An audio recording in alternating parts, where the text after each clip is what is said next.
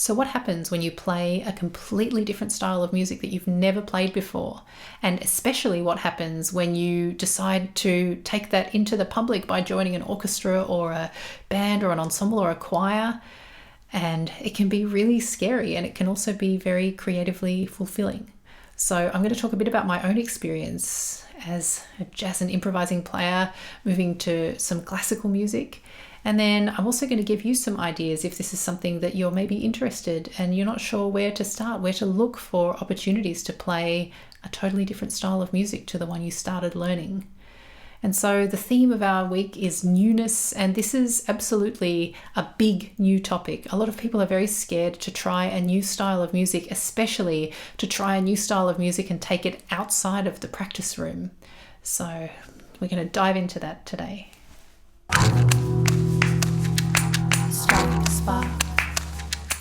Welcome to Practice Space. If you're new, I'm Erica, and I'm a musician, a composer, and a music teacher. I started with jazz and improvised music, and then I learned to play some classical music. And this channel is for all musicians, jazz, classical, country, and Western. So if you want to follow along to the daily episodes, you can subscribe. And I also teach music online, so I'll leave a link to my teaching pages in the description. So I have a degree in improvised voice. That was my first instrument. And then you can see there's a double bass behind me. So after I finished my university degree, I started learning the double bass. And originally I just wanted to play jazz on the double bass or play maybe like folk music.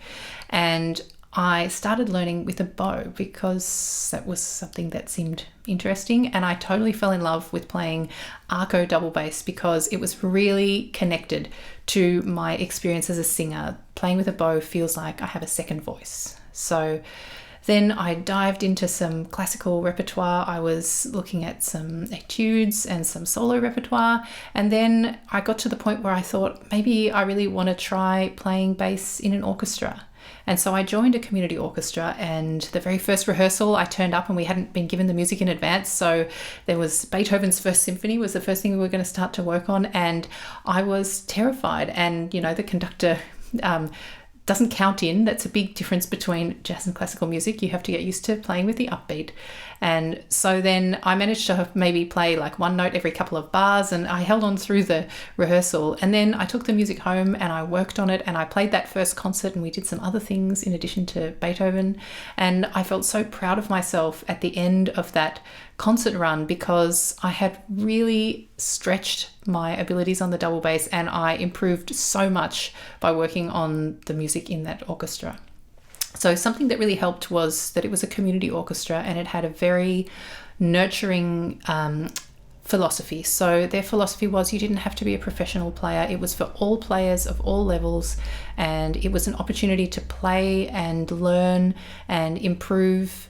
So if you're looking for an orchestra, if you're an adult and you've started learning to play a classical instrument and you want somewhere to play, then I would really recommend trying to find a similar orchestra. So a community orchestra that welcomes all players and lets you work on the skills that you can't work on in the practice room, because there are lots of skills that we need to be in that group environment to be able to work on, playing with a conductor, listening to the orchestra, getting through pieces without stopping. So all of that is the kind of stuff that is much better learned in an orchestral section. And you can also speak to the other bass players, and you get bowings and you get tips on how to play the music. So it's just a very rewarding experience, and it's scary. So I was definitely terrified, and since then I have played in other orchestras. I've played in more higher level orchestras, and I've even played in a chamber ensemble and was the only bass for a lot of the stuff we played in the chamber ensemble. And before, that would have terrified me, being the only bass and not being at the end of the section and having somebody else to kind of hold it down while I was playing the bits that I could. But I managed to play as the only bass, and it was a real, I guess, a proof of the hard work that I'd put in from starting learning bass to getting to that point. And so the other thing that moving between styles teaches you is just different ways of approaching your instrument. So there are different ways of learning. Some traditions are very oral. Some traditions are much more based on reading music. And there is no right or wrong way to learn music, I think. I think all of these skills, the more skills you can incorporate, the more well-rounded you are as a musician. So being able to sight read is a fantastic skill, but also being able to listen and respond and play with your ears is an amazing skill that will serve you as a classical player or as a pop contemporary player. And then the other thing that I really appreciate moving between the two styles of music is that I've never seen myself as a really kind of traditional bebop jazz musician. That's not what I enjoy about playing improvised music. And so I always had a bit of an identity crisis studying improvised music, because there were lots of people I studied with who that was their thing, was playing bebop and playing, just kind of, there were great improvising players through that American songbook repertoire.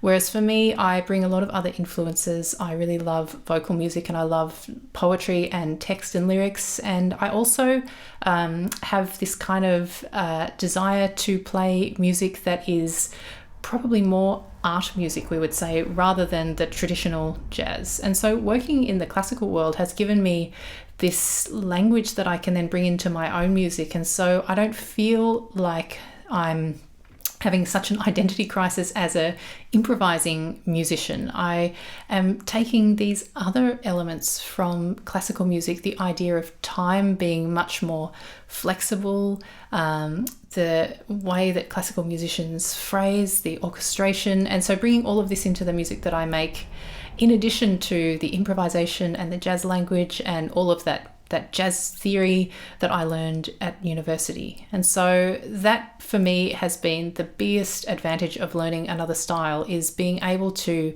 integrate all of this stuff into what I feel like I do as a musician. And we are all unique musicians. We don't have to follow in the path of somebody else just because that's the path that we feel like we are on when we're learning a particular style. These are the songs we need to learn. This is the things we need to do. We can be broad musicians and we can create our own paths through this huge, diverse musical landscape. So if you are a little bit curious about exploring another style, I'm going to give you some ideas for where you might look for having those opportunities. And so the first one is to take a lesson with a teacher who teaches a different style.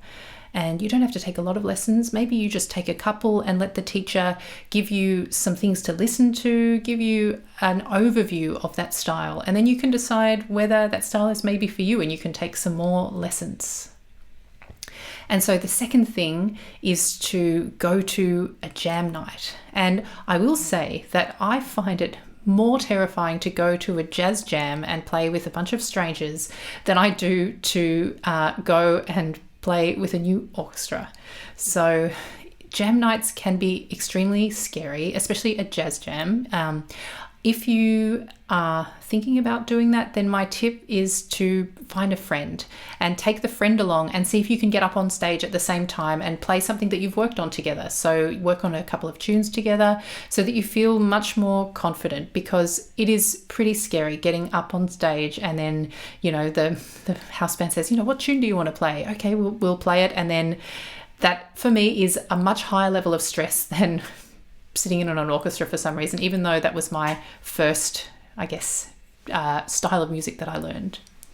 And so the next thing is you can do what I did, and you can find an orchestra or an ensemble that plays the style of music that you would like to play. So classical, maybe there's like a tango group if you're interested in tango music.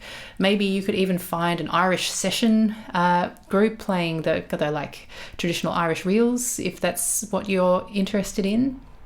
And so then my next idea is to find somebody else who plays a different style of music and just jam with them. Just play, let them teach you some of their tunes and you teach them some of what you do, and you find some middle ground. And I think that's a really fun way of working on music, but not feeling the pressure of going to a full ensemble, a full group. You're just kind of having a jam, like a practice session, but together.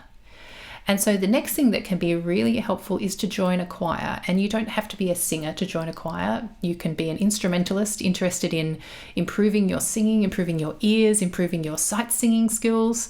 And so choirs are often really great places to work on a lot of musical skills away from our instrument, and they teach us all of these amazing things that we wouldn't learn just working on our instruments in the practice room.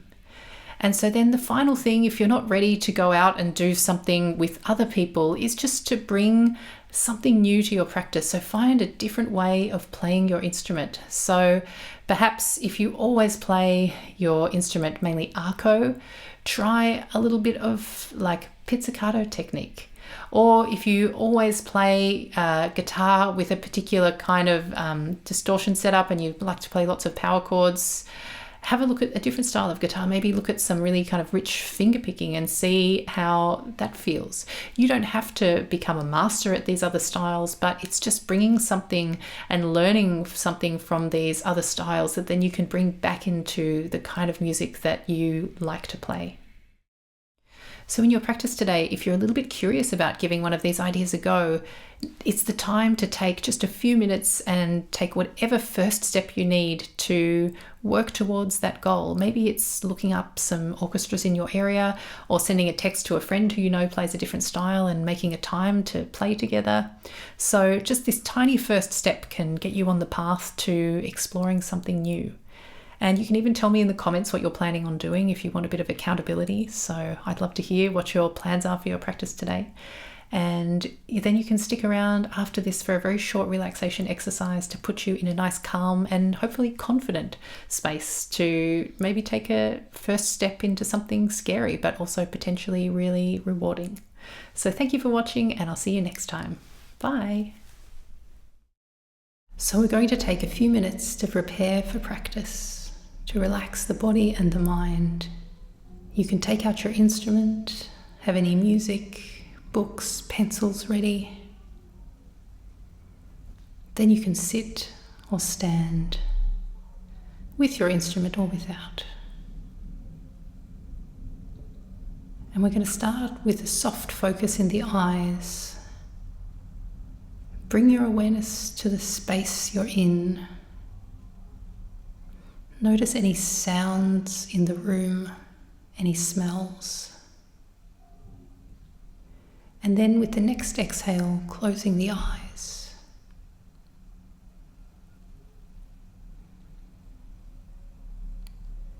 And we bring our awareness in to our bodies, feeling the weight of the body on the chair, or feeling the feet connected with the floor. Maybe feeling the instrument in your hands, its texture under your fingers. And then bringing the awareness further in still to the breath and to the place where you feel it.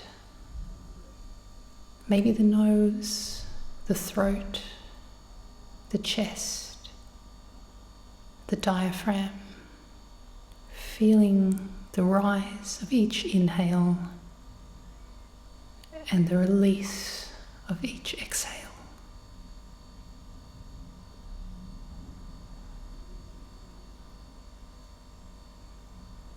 And as you notice the breath, on each exhale, letting every muscle in your body release just a little bit more.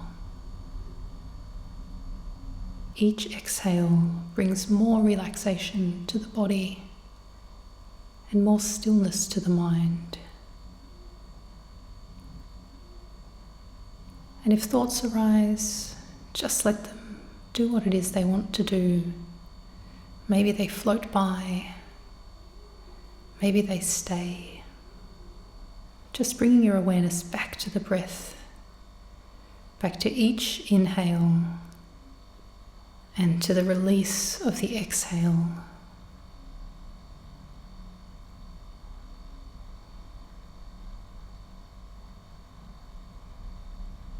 Every breath relaxing the muscles in the body just a tiny bit more.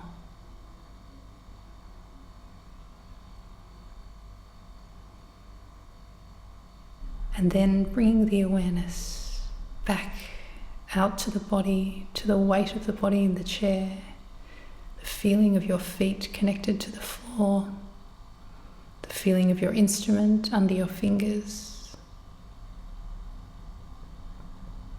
Then bringing the attention further out into the space, noticing any sounds in the room, however small they might be.